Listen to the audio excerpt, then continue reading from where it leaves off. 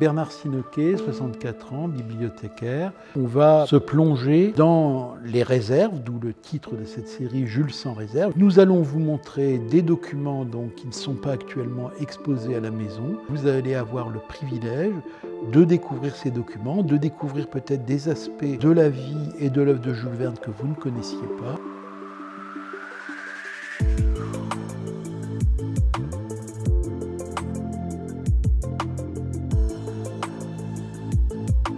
Je vous présente un jeu de plateau inspiré du roman Le Tour du monde en 80 jours, donc le grand roman de Jules Verne.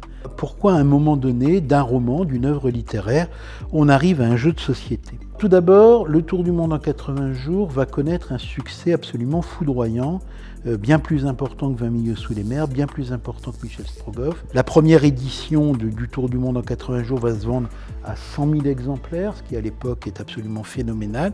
Et surtout, Jules Verne va en faire une adaptation théâtrale. C'est du théâtre à grand spectacle. Il y a beaucoup de décors, il y a des ballets, il y a de la musique. On est dans cette période où le théâtre est vraiment un loisir très populaire. Tout ça va inspirer des fabricants dans tous les domaines de l'activité, notamment des fabricants de jeux de société allemands et français.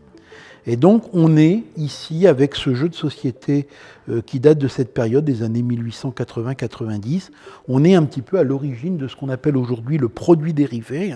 Produit dérivé, on le connaît bien. Si on parle par exemple d'un phénomène comme Star Wars, la guerre des étoiles, on sait qu'autour des films, autour de la franchise, eh bien, on a plein de costumes, de différents jeux qui sont dérivés donc de l'œuvre cinématographique. Eh bien à l'époque de Jules Verne, des fabricants vont dériver des produits donc de l'œuvre. C'est du plomb, donc on a plusieurs petits personnages. Bon, on a d'abord forcément Phileas Fogg, le héros du Tour du monde et son fidèle valet Passepartout.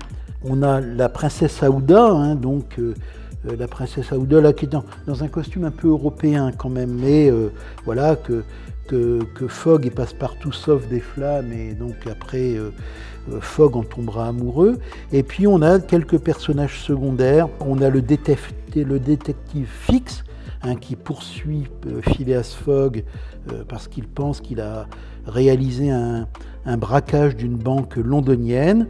On a le colonel Cromarty qui est un officier de l'armée des Indes que Jules Verne rencontre dans l'épisode indien.